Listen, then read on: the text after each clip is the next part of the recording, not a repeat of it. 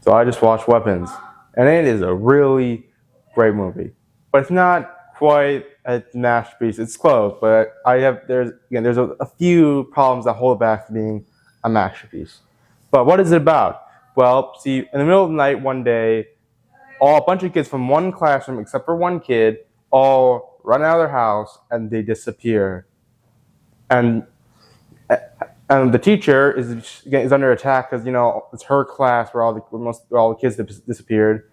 But eventually she teams up with one of the fathers of one of the kids who are missing to find to find wherever the kids are.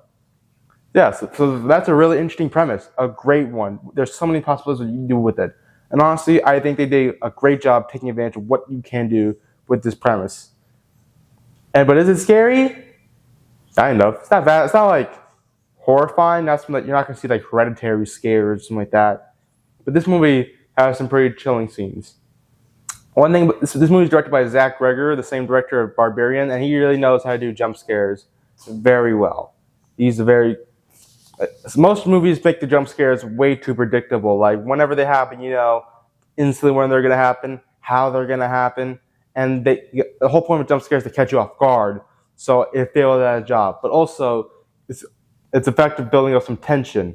So you gotta be really clever on where you misdirect the scare from a scene is. Because if you're expecting the scare, well, then it's not really that scary, is it? And Zach Greger does a good job with this. It usually tricks you into thinking the jump scare is gonna happen at a certain moment, but it's not. Like one scene is that, for example, it's like this guy goes to his bed, and he like uncovers and he's like takes off the cover of the person in the bed. Now most horror movies would have that, like when he's doing that, the jump scare would happen there. And for most movies, that would be too lame and predictable. However, though, it's just the sun, and everything's fine for a moment, then the jump scare happens. That's a great example of catching the audience off guard. Have and again, the characters also this movie are great. This movie has a format where we follow different characters at different times. Sometimes two timelines intersect. Like we'll start off a little bit before another character's point of view, catch up to them eventually, and progress the story. And this is a bit of this method of telling the story is a bit of a double-edged sword because it both has a lot of positive benefits, but also some of its also has some bit of negatives. The biggest positive is like seeing how the way it unfolds, like the way it delivers information to you about what's happening is done very well. Almost each section has something reveals a different thing about the plot. You learn more every single time you switch point of views, except for one. That leads to my biggest issue in the movie is also the point of view of Enoch, and that is, in my opinion, is the pace causes the pacing. It's interesting for like a few scenes, but it kind of gets and again keeps your interest the whole way through, but it also kind of like slows out the movies at several points because they usually happen at very high points in the story, like kind of like a bit of a climax. You're like, ooh, a big event happens. Cut. The characters' names displayed, and we kind of slow down, and it's a bit jarring for a few scenes. Probably the worst example of this is when you're following the father's perspective, the father's part of the story, and like a huge thing happens. Then we switch to the cops. Then we switch to a cop's perspective. Story slows down a lot, and again, we have to wait for that event to happen that really captures your attention. You gotta wait for like three more perspectives before you finally go back to where we were. So it's a bit frustrating. However, though, again, positives outweigh the negatives. But another thing, it's not really a big. That's my only real big issue. There's other things about this movie I can complain about. There's one more issue. Sorry, it's about the cop's perspective. His perspective is easily the weakest. He's not a bad character, but let's say he wasn't crazy important to the story, and we don't learn anything new. Like each other perspective, we learn something new.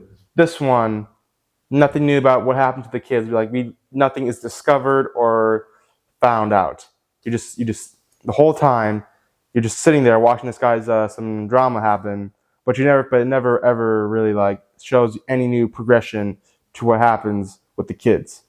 Even the drug addict guy's perspective part of the film you actually find out a huge piece of information. But again, but a lot of it is also meandering on stuff that didn't relate to the whole mystery.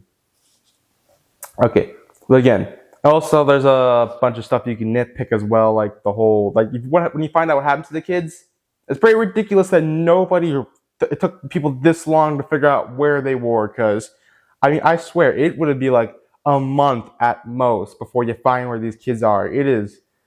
I don't know how they were never found out. These people in this town can be kind of stupid, to be honest with you. But again, it's more like, again, suspension of disbelief. It's not like it's jumping the shark where it's absolutely so illogical that you can't even slightly believe it. It's not that bad yet. But it's coming close a bit. It's kind of dangerously going towards that section. But again, it pulls back before it becomes too stupid to believe. Yeah, that's all my complaints. Again, there's a few other things I can nitpick, but for the most part, the rest are positives. The characters are pretty good, particularly Julia Garner's and Josh Brolin's characters. They're both very interesting, seeing them have to, deal with this tragedies kind of like is very interesting. Seeing both has a unique reaction, and both are shown to be quite flawed and have a lot of problems. But again, there's also the other characters who we see, and they're not bad characters. They're fine to follow, but they're nowhere near as interesting as those two. But they still have their moments. And also, this movie's a lot of movies, when they usually reveal the mystery, it usually freaking drops really far down. Like there's a movie called Sinister. You may have heard of it. For the first half, it's really good. You're wondering, why is this happening? What's happening? And then you figure out, and it's like, oh, that's it. So boring. And the movie just plummets far down after that. After you figure out what's causing all the problems. This movie, though, doesn't happen. And again, it's not like what's happening is so horrifying, but it's still a little creepy. It's not. Again, I reviewed the movie earlier that has a certain similarity, but I can't say it's. I see that we did a more effective job of showing the horror compared of the situation. Again, I can't say without spoiling what's happening with the kids. But again, there's a movie I reviewed earlier that does something really similar. I think it does it in a way that's more effective in showing how disturbing and creepy it is. Okay, and that's all I gotta say right now. Weapons is a great movie. I think it deserves a lot of the hype, not all of it, but again, deserves a good chunk of the hype. I'm recommending you go check this one out in theaters. Horror is the only genre right now that has any original content that is financially successful these days. 9 out of 10, go check it out.